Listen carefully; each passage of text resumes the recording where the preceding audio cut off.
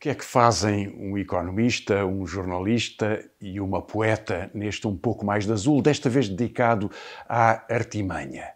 Pois Rita Taborda Duarte fala-nos de artimanhas e manhas na poesia, das entranhas da poesia, através de uma leitura de Ana Paula Tavares ou até de ouvir as vozes silenciosas dos meninos que morreram. Fernando Alves fala-nos da artimanha e da sonsice, que está envolvida neste embuste sobre as alterações dos impostos. E eu retomo também esse tema a propósito, igualmente, de outras artimanhas. Terá sido uma artimanha o bombardeamento de Israel pelo Irão, ou será assim que podemos ler esta guerra?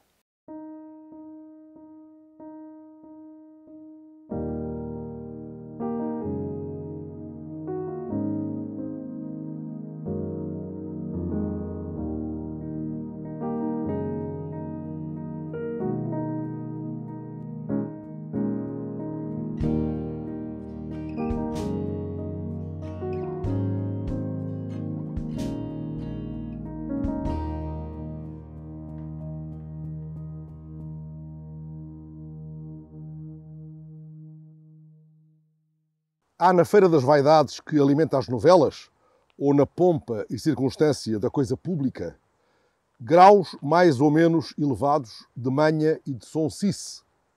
A manha é expressamente referida num conto de Machado de Assis, a propósito de um tal Xavier, um nababo de grande fortuna que bebia pérolas diluídas em néctar e comia línguas de roxinol.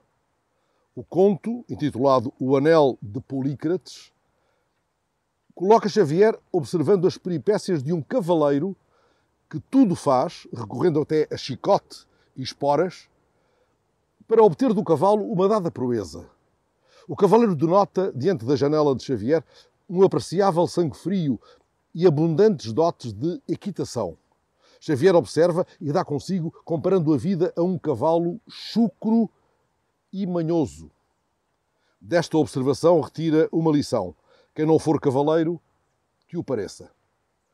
Vem isto a propósito de um choque fiscal efêmero e ínfimo, um rabo de fora sem gato, que se visse, ou sequer miasse, embora a todos ressaltasse evidente que há ali gato, coisa mal contada pelos dedos talvez dos pés, um nada emproado de peito cheio a pedir com desfaçatez parangonas e ás de espanto, a tal ponto desajeitado na manha, que de vários quadrantes o maquilharam com a legenda do embuste, da fraude, do pífio, pelo que dificilmente atingirá o mais elevado patamar da artimanha.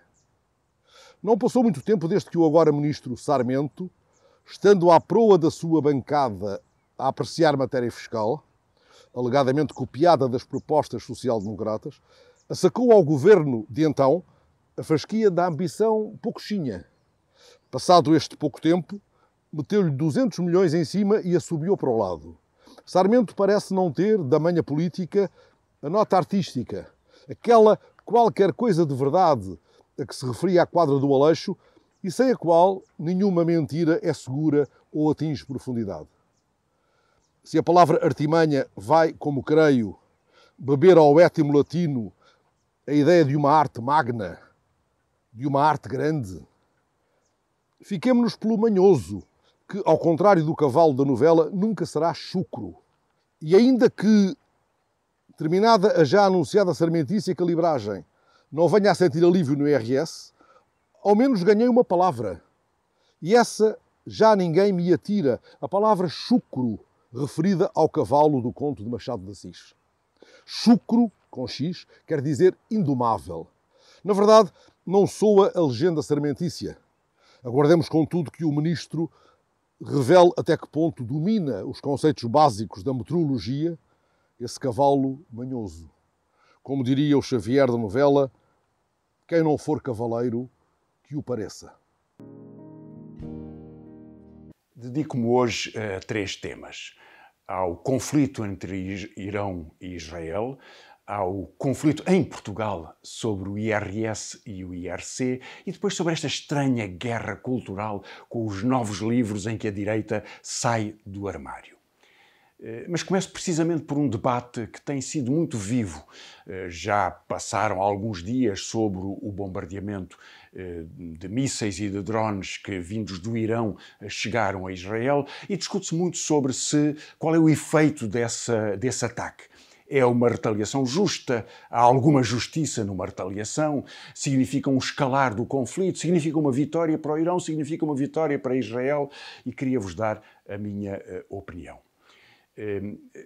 Bem sabemos que este bombardeamento era a retaliação anunciada depois de um ato de pirataria internacional, que foi a destruição do consulado do Irão em Damasco, que por sua vez se segue também a outros atos de guerra sucessivamente que têm ocorrido ao longo do tempo, incluindo o bombardeamento dentro do território do Irão de algumas das suas instalações industriais. Assim tem sido ao longo do tempo. Mas se porventura pudéssemos olhar para cada um destes acontecimentos como se fosse isolado, e isso seria uma artimanha, porque nenhum deles é isolado ao longo do tempo, podemos nos perguntar se a comunidade internacional não deveria ter condenado e sancionado Israel por ter destruído uma instalação diplomática, o que é evidentemente um crime do ponto de vista do direito internacional. Não o fez. Como, aliás, nunca o fez a respeito da continuação destes 6 meses de genocídio em Gaza. Mas, em resposta, veio então o bombardeamento a 2.000 km de distância de Israel por estas bombas, por estes mísseis e por estes drones do Irão. Creio que se trata, porventura, de uma artimanha, a palavra pode ser bem usada aqui, em que há vários beneficiários. Certamente o Irão é beneficiário, porque aparece perante as comunidades do mundo árabe como o país que atacou Israel, como o país que retaliou. No entanto, é uma retaliação a fingir.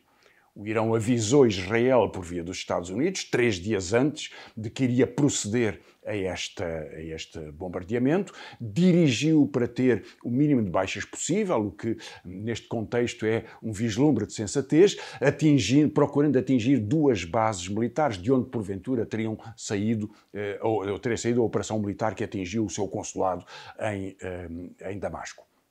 E, portanto, foi uma demonstração pública com o mínimo de efeito possível do ponto de vista militar, o máximo efeito possível do ponto de vista de comunicação, e isso foi o que o Irão quis, porque quis anunciar e avisar Israel de que iria proceder naquele dia. Para Israel é uma vantagem também. E há uma artimanha que é usada por Israel, que é voltar a vitimizar-se e num contexto de grande isolamento diplomático, de grande hostilidade mundial, de grande isolamento político do governo de Netanyahu em função da barbárie que tem vindo a infringir, o que tem provocado uma redução da sua base de apoio, mesmo nos Estados Unidos, mesmo na Alemanha, mesmo em países que têm estado completamente solidários e empenhados no esforço de guerra de Netanyahu, e nesse contexto Israel recupera iniciativa diplomática e iniciativa política. Os que não vencem neste contexto são as pessoas que vivem em Gaza, porque essas continuam a ser destruídas sistematicamente. Haverá que acrescentar ainda que talvez haja um terceiro beneficiário, que é os Estados Unidos. Porque com a dificuldade de Biden de continuar a justificar o envio de armas para Israel e o apoio a Israel, incluindo com as perdas eleitorais que tem nos próprios Estados Unidos, que o governo norte-americano possa aparecer como intermediário, possa aparecer como negociador de alguma medida, ou enfim, de alguma ponte, por mais longínqua que ela pareça continuar a estar, é uma vantagem para Biden. E, finalmente, os países árabes que estavam muito próximos de Israel, a Jordânia, a Arábia Saudita, e que, em função do grotesco ataque, da selvageria contra a população de Gaza, foram forçados a afastar-se de acordos com Israel que estavam a concluir ou que estavam a negociar, puderam voltar a intervir, aliás, intervieram militarmente para proteger Israel e, portanto, dar assim o seu penhor, o penhor da sua aliança. Neste contexto, o que é que resulta? Resulta sempre uma guerra infinita, que é, na verdade, a forma de ser do governo sionista. E a experiência de Gaza é só uma expressão dessa guerra infinita que se tornou a disputa pela liderança militar na região no século XXI. Já vem muito de trás, como bem sabemos, mas aqui está como a artimanha utilizada para uma manha que é uma estratégia, que é a guerra que nunca acaba. As duas grandes novidades políticas da semana são ambas da área do governo, da área do PSD. Uma é um embuste e outra é uma rasteira. Começo pelo embuste, que aliás tem sido muito discutido. É a proposta, a promessa, que teve tanta importância nas eleições, de um gigantesco benefício da redução fiscal no IRS. Seria a maior redução de sempre em época de crescimento. Não houve, aliás, reduções de impostos em época de recessão. Portanto, seria a maior redução de sempre. Assim garantiram alguns dos figurões da AD, que hoje são ministros e peça-chave no núcleo político do governo. Ora, o maior aumento de sempre acabou por se traduzir, como é já bem sabido, num pequeno acréscimo de 200 milhões de euros àquilo que já estava aprovado pelo governo do Partido Socialista para o orçamento em vigor neste ano, portanto foi aprovado em dezembro do ano passado, e que representava uma alteração de cerca de 1.300 milhões. O acréscimo que assim é obtido representa, em termos médios, uma redução de imposto de 10 euros, talvez até de 8 euros por mês, mesmo para as pessoas que pagavam já as taxas intermédias nesta distribuição dos valores do IRS. Portanto, é muito pouco para muito grande promessa. E, portanto, o engano, a fraude política fica muito evidente pela grandiosidade da promessa comparado com a realidade prática para a vida das pessoas e até com a ocultação de que, na verdade, se tratava de um acréscimo minúsculo a uma pequena alteração do nível dos impostos, abandonando, aliás, e isso tem sido pouco sublinhado, uma promessa essa muito importante de intervir para evitar o subpagamento de imposto, ou seja, todas as cláusulas que significam que uma parte da população, parte mais privilegiada, pode pagar taxas sobre alguns rendimentos, juros, dividendos, de capital, de mais-valias, que sejam menores do que as taxas que se aplicam ao rendimento normal do trabalho. Essa promessa estava. Não aparece mais no programa do governo, o que resulta, portanto, é este jogo dos 200 milhões do IRS. Mas o que, em contrapartida, é muito mais importante é a promessa de retirar 2.000 milhões, ou um pouco mais de 2.000 milhões, no IRC. As empresas pagam muito pouco em Portugal. O total do imposto sobre os seus resultados é de pouco mais de 7.000 milhões de euros. E, na verdade, o argumento de que baixando os impostos se consegue aumentar a receita, porque há mais atividade económica a pagar IRC, é uma pura aldrabice. Nunca se verificou na história em Portugal neste tempo recente. Aliás, se nós virmos os números desta promessa, que diz que haverá mais investimento se houver menos impostos. Pois bem, houve mesmo menos impostos. Em 2000 a taxa de IRC era de 34%. Em 2023 é de 21%, 13 pontos percentuais a menos. No entanto, de 2000 a 2023, a parte do investimento no produto português não aumentou. Ela era da ordem dos 28% do PIB em 2000, passou em 2015 a ser pouco mais de 16% e agora anda à volta dos 19%. Não são os 28%. Ao mesmo tempo que baixava a taxa que as empresas pagavam de imposto, baixou o seu esforço de investimento. Portanto, a ideia de que é vantajoso para a economia um impulso dado por mais lucros livres de imposto é falso. Não bate certo com nenhuma realidade. Não é confirmado pelos números. É uma mentira e é uma mentira em terceira. Portanto, uma artimanha.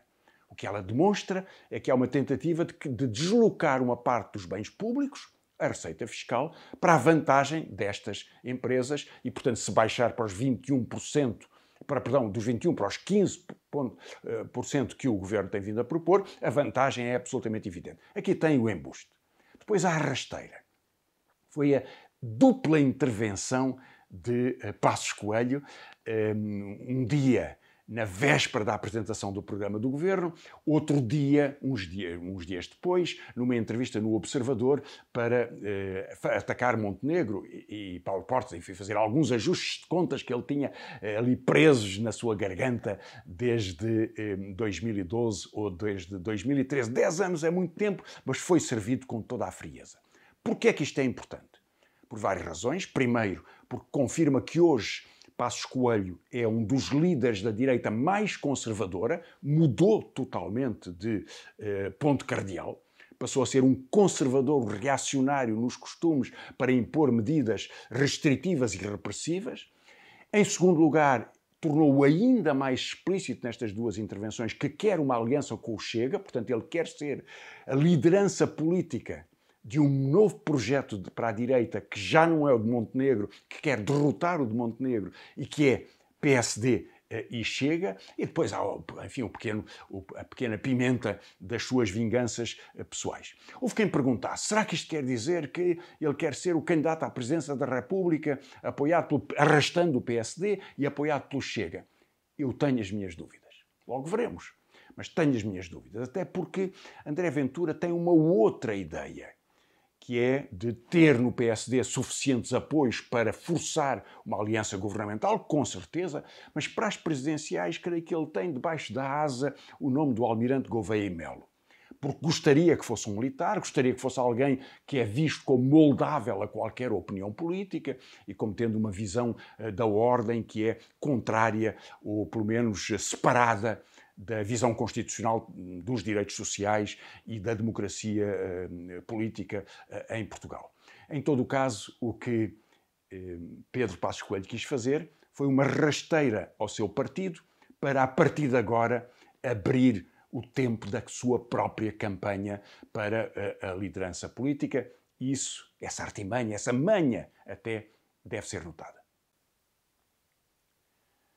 Estava Passos Coelho nestes preparos ao apresentar um livro sobre identidade e família e, portanto, dessa forma, chamar para si a etiqueta da representação conservadora deste livro, quando surge um segundo livro mais vinculado diretamente à extrema-direita e, aliás, mais explicitamente como um ajuste de contas com o 25 de Abril. Mas os dois fazem uma referência. Aliás, há um terceiro livro de Nuno Palma, um historiador económico, que escreve sobre as origens do atraso português para justificar, de alguma forma, o salazarismo. Desse livro falarei noutras circunstâncias. Mas destes dois queria dizer algumas palavras. Porque o livro é muito importante, tão importante que Passos Coelho lá foi. Ventura foi aplaudir Passos Coelho, que aplaudia os defensores do modelo de família tradicional, mas é bom ver o que é que representa esta manha. Porque representa, na verdade, uma afirmação de uma política repressiva, ostensivamente agressiva em relação a direitos sociais absolutamente consagrados e, aliás, em relação à própria liberdade de escolha de cada família ou de cada pessoa. Eu queria-vos ler 2 ou 3 pequenos extratos, um ou outro já foi citado, mas, por exemplo, Pedro Vaz Pato, que é um juiz desembargador, diz que a legislação que facilita em extremo o divórcio e faz do casamento mais instável dos contratos tem uma mensagem negativa. Ou seja, facilitar o divórcio, permitir o divórcio. O que é facilitar? Ninguém empurra, não há nenhuma lei que empurre ninguém para o divórcio. Permite o divórcio, sendo essa a vontade das pessoas que se tinham casado. E nesse contexto, diz ele, haver esse divórcio é instabilizar o contrato. Maravilhoso. Mas depois há a frase de César das Neves. Tem sido citada uma parte dele em que ele diz que a convicção de que há uma opressão das mulheres é estranha, porque as mulheres sempre foram a maioria da população, torna insólito que sejam dominados por uma minoria masculina. Não pode ser. E o segundo motivo é que essas senhoras, alegadamente tiranizadas, mas ouçam bem, essas senhoras alegadamente tiranizadas nunca se queixavam ou manifestavam o seu desagrado.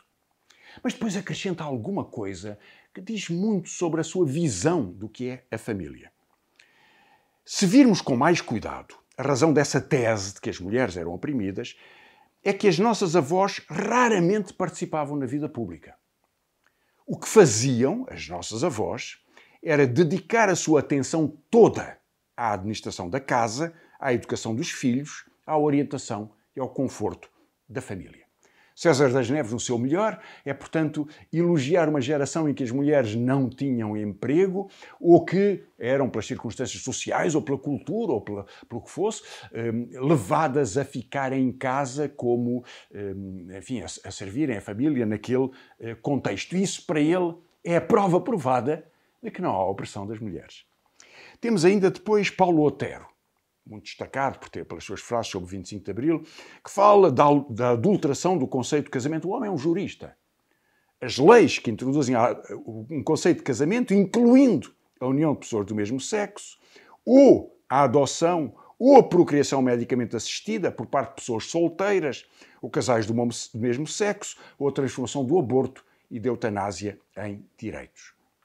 É curioso este programa, porque ao atacar, como se tudo fosse igual, na verdade, mas um conjunto de direitos bem consagrados, direito ao aborto sem que as mulheres sejam presas, a eutanásia, se vier a ser regulamentado e se as pessoas puderem escolher em situação de angústia extrema e de doença irremediável a possibilidade da sua morte. Tudo escolhas que as pessoas fazem sem incomodar ninguém, porque é a sua vida.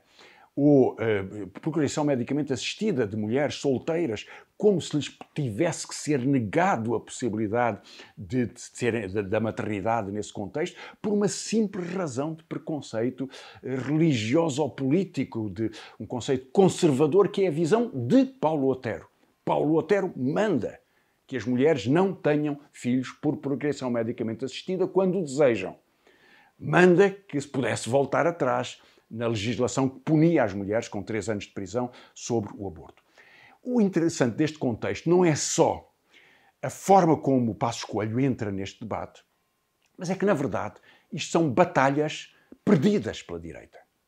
Não sei o que é que acontecerá daqui a 10 anos ou 20, quando outras vagas conservadoras tentarem destruir estes direitos. O que sei é que agora há uma enorme maioria da sociedade portuguesa, incluindo setores do centro, não só da esquerda, do centro e da direita, e enfim, que tem uma visão sobre a possibilidade das pessoas escolherem, que não aceita esta violência, até esta arrogância de tentar impor um credo, uma forma de comportamento para disciplinar as famílias. Finalmente, o outro livro vem um pouco na mesma sequência. É diferente nos seus autores, porque tem gente do Chega, do CDS, do PSD e do movimento Rui Moreira. Bom, e alguns outros avulsos que ali aparecem para fazer ajustar as contas Abril visto pelas direitas. Pacheco de Amorim e Jaime Nogueira Pinto vêm dizer, por exemplo, que a censura é hoje, nos 50 anos do 25 de Abril, é pior do que no tempo da PIDE. Frase curiosa, não era a PIDE que fazia a censura, o regime de que a PIDE fazia parte fazia censura. Mas o que é que quer dizer que a censura é pior? Eles publicam este livro. O livro da Identidade e Família foi publicado. Qual é o problema? Aliás, os seus autores tiveram que, nos 2 casos, queixar-se das críticas que lhes faziam. Como se fazer-lhes uma crítica não seja o mesmo exercício da liberdade de opinião que eles usam ao publicar o livro sem qualquer contestação. Ainda bem que o publicam. E ainda bem que são criticados. Mas a dificuldade de se habituarem à ideia de ser criticados tem muito que ver com esta ideia. Neste livro aparece, por exemplo, um autor que diz que Salazar é o príncipe perfeito da nossa contemporaneidade. Mas ouçam bem, Salazar é o príncipe perfeito da nossa contemporaneidade. O outro a dizer, o 25 de Abril foi uma traição das Forças Armadas ao regime que lá iria pelos seus caminhos. Toda esta visão é uma visão de ajuste de contas, de afirmação dentro da direita de uma minoria identitária e agressiva que procura arrastar todo o resto da direita. Falo com algum sucesso do ponto de vista político, não tem sucesso do ponto de vista cultural ou do ponto de vista do amarfanhar dos direitos das mulheres ou dos e das homossexuais ou de mulheres solteiras que queiram ter procriação medicamente assistida. Aí falha, mas tenta. E tenta, com a percepção de que talvez a água mole em pedra dura seja uma artimanha eficiente para transformar esta sociedade numa maravilhosa homenagem à ditadura de 48 anos de Salazar e de Marcelo Caetano. Este vai ser um dos temas em que a direita vai tentar, e Passos Coelho lá estará, impor as suas manhas. Olá, o podcast de hoje é dedicado às artimanhas, salve seja. É que é preciso engenho para dessa arte se conseguir fazer crer que o mundo não tem a forma que tem, mas a forma que dizemos ter. Basta escurecer a sala em certas zonas, iluminar outros recantos, para que logo a realidade se torne outra ao nosso olhar. Hoje gostava que me acompanhassem na leitura de 3 poemas de 3 obras, 3 volumes que saíram por estes dias. O Silêncio dos Meninos Mortos, poemas portugueses contra o massacre do povo palestiniano. As Pedras Têm Entranhas, antologia de poemas palestinianos escolhidos e vertidos para português por Regina Guimarães. E também Poesia Reunida, seguida de Água Selvagem, a compilação de poemas da poeta angolana Paula Tavares. Penso que importa em abril lembrar e voltar a lembrar quem vive oprimido, quem vive massacrado e continuarmos a dizer que não esquecemos a Palestina e o massacre de Gaza. E também porque estamos em abril, aliás, estaremos sempre na primavera de abril, mesmo que o país queira manter no inverno, por isso mesmo importa lembrar a poesia de uma mulher poeta angolana, para que não esqueçamos nunca também que a liberdade que Abril abriu foi a liberdade de cada um daqueles povos colonizados que Portugal então reprimia. Estes 3 são exemplos de livros que saíram há não muito tempo e sim, há que falar deles para continuarmos a abrilar a democracia. O ser humano, nós sabemos bem, o ser humano é formado por narrativas e ele não constrói somente histórias para a sua sobrevivência, para o seu conforto ou entretenimento. O ser humano é uma história na sua essência, na própria construção da sua identidade enquanto memória. E incautamente, tantas vezes, se assumem falsas narrativas como se fossem nossas, como se as sentíssemos até. A literatura, na verdade, é mestre nessa arte de ludibriar. Por isso, conhecer a ficção, a poesia, a cultura, mais facilmente nos defende das artimanhas narrativas com que se recobre todos os dias a realidade.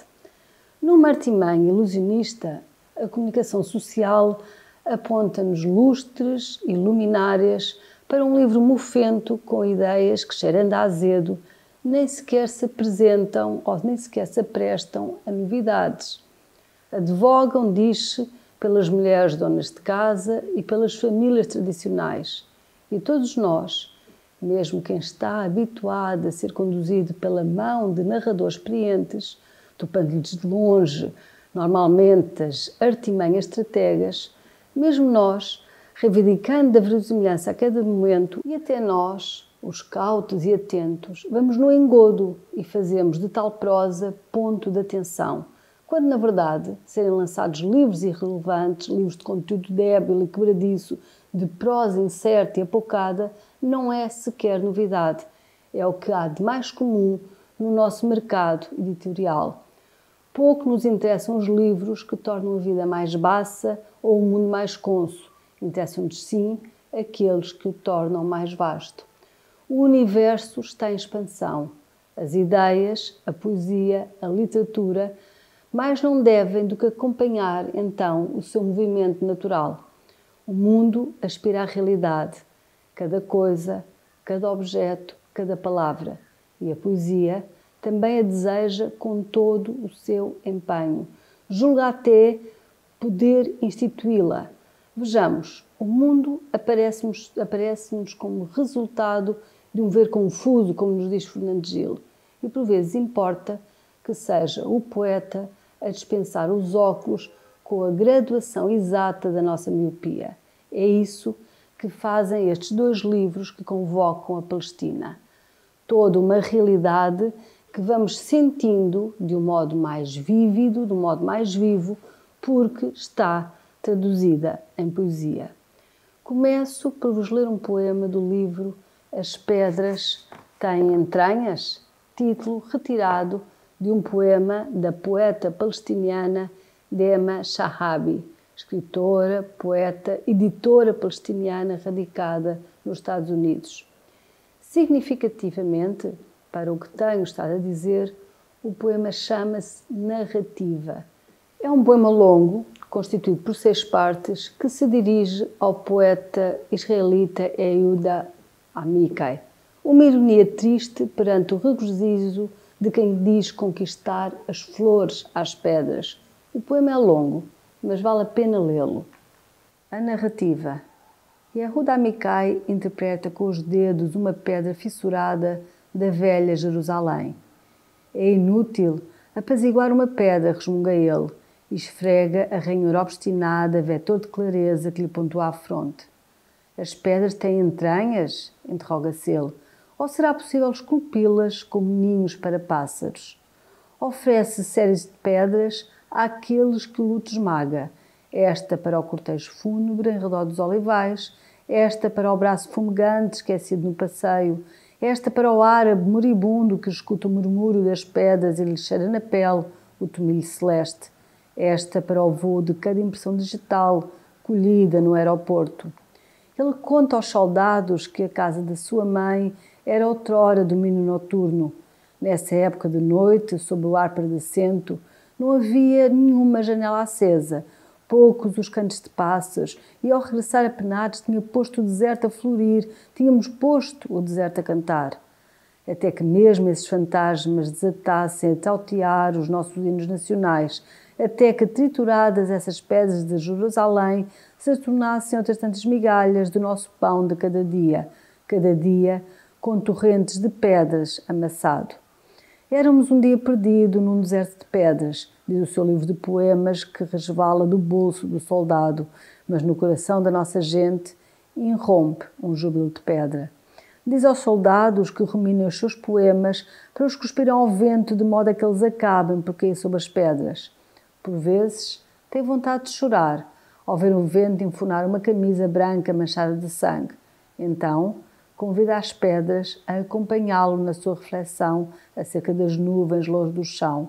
Este ar que paira acima de Jerusalém é feito de pedras ou de corpos carbonizados. Por vezes, lembra-se de um lugar sem pedras, tão belo que nos é proibido imaginá-lo. Alturas envoltas em beijos do tempo, acima de um golfo azul, lugar de uma felicidade de pedra. Então um poema de desespero perante a cegueira de se ver só um prisma. Não nos podemos esquecer de que quando se ilumina um lado, mesmo com a voz da poesia, necessariamente se remete outro para a escuridão. É que de tantos modos podemos esculpir a pedra ou fazê-la florir, como escreve Paul Celan. Por exemplo, diz-nos o poeta Celan, é tempo da pedra se dispor a florir. E também noutro poema, o mesmo Paul Celan, fala de pedras que não querem cair, precipitar-se, acertar. Elas sobem como as miúdas rosas bravas, assim se abrem, flutuam. De pedras também se fala em muitos dos poemas O Silêncio dos Meninos Mortos, pequena antologia que recolhe poemas de 44 autores e autoras portuguesas. O livro é editado por uma pequena editora chamada Explicação das Árvores, lembrando a poesia de Daniel Faria. A Associação de Jornalistas de Homens de Letras do Porto convidou mais de 40 poetas portugueses a responder à questão. E depois de Gaza, ainda é possível a poesia, aludindo à dúvida perturbadora levantada por Adorno em consequência de Auschwitz. Esta é uma recolha de textos de diferentes vozes que se revoltam e respondem arremessando a palavra como uma pedra que cai no charco do silêncio. Melhor seria que voltássemos o nosso olhar para livros assim, como estes, calando alarido em torno de discursos de ódio e em má prosa ainda por cima. Aqui neste livro lemos poemas que afiam a pedra da linguagem para dar voz à revolta de uma realidade tão crua, tão clara, tão evidente, tão óbvia, mas também tão desfocada pelas artimanhas das narrativas inversas, mais que ilusórias, até ilusionistas. Também de pedras aqui se fala, já disse. Como não falar de pedras se da aridez da terra, ali em Gaza, só se vai colhendo pedra que se faz muro, que se faz cama, que se faz até pão. Leio o início do poema A Palavra Pedra, a Palavra Muro, de Eugénia Soares Lopes. A palavra pedra, a palavra muro. Era o muro Sharon, eram os colunatos, era a dor da distância, o eco da tua voz para além dos muros, visão das tuas palavras acolhidas pelo sol. Era o som martelado, tessitura musical do teu alaúde, a frieza das algemas, os acordes das lágrimas, para além da pedra que recobre a prisão. Era o timbre da flauta poético a repercutir na pedra. Era o bloqueio insensato criminoso israelita de medicamentos do grão de trigo, das lentilhas, do azeite. Era a fome de pão. Eram fragmentos das hastes linhosas, dos aquénios, do alecrim. Era a queda em catadupa dos medronheiros, a explosão da bomba, a cicatriz na mão. O corpo mutilado, o peixe fugidio entre terras, era a sonoridade lenta entre muros, entre muros, entre muros. Paula Tavares, poeta, ou Ana Paula Tavares, historiadora, antropóloga, etnóloga, reúne a sua poesia. 5 livros de poemas, mais um livro, até agora inédito, intitulado Água Selvagem. Na poesia de Paula Tavares, o corpo íntimo feminino funde-se com o corpo da mulher angolana, corpo próprio fundido em corpo social. Aí, a palavra vai se tornando mais fina e afiada. Tudo isto nos mostra o tão expressivo prefácio de Carmen Lúcia Tindosseco, quando lembra, citando a poeta, a sua voz metamorfoseada em grito que se espeta faca na garganta da noite.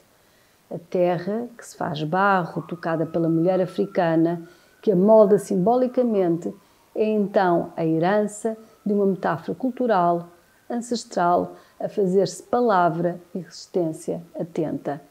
Nos seus poemas há versos que ressoam de uma sabedoria quase proverbial, um saber que se quer próximo da terra, das raízes e não lá longe, sobrevoando de cima. Enquanto cresço, vou mais alto e mais alto quase chego ao chão, escreve Paula Tavares.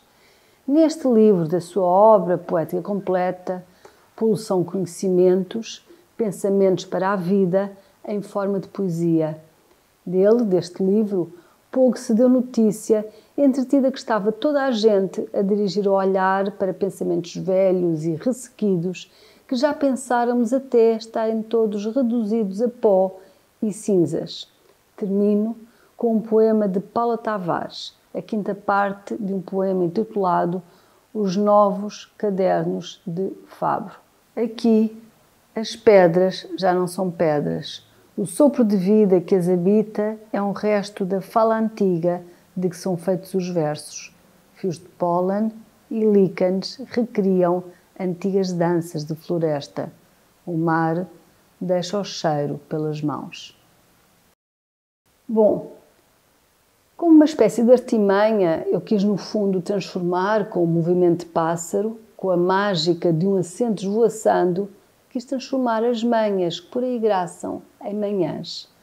Tanto os livros e poemas dos que edificam, a nós, ao mundo, à realidade, por que falar de reles prosas que o destroem? Além de rosas, como pessoa, prefiro também poemas à pátria e, de preferência, estes, que tenham o peso de uma pedra na mão de mulheres, mulheres poetas, para que se compreenda um dia que as mulheres não são donas de casa. Donas da casa, talvez, desta casa, o nosso mundo. Obrigada. E este foi o episódio de Um Pouco Mais de Azul dedicado à artimanha. Está disponível em todas as plataformas de podcast e no YouTube, e se nos quiser seguir, pode subscrever e pode naturalmente divulgar este Um Pouco Mais de Azul.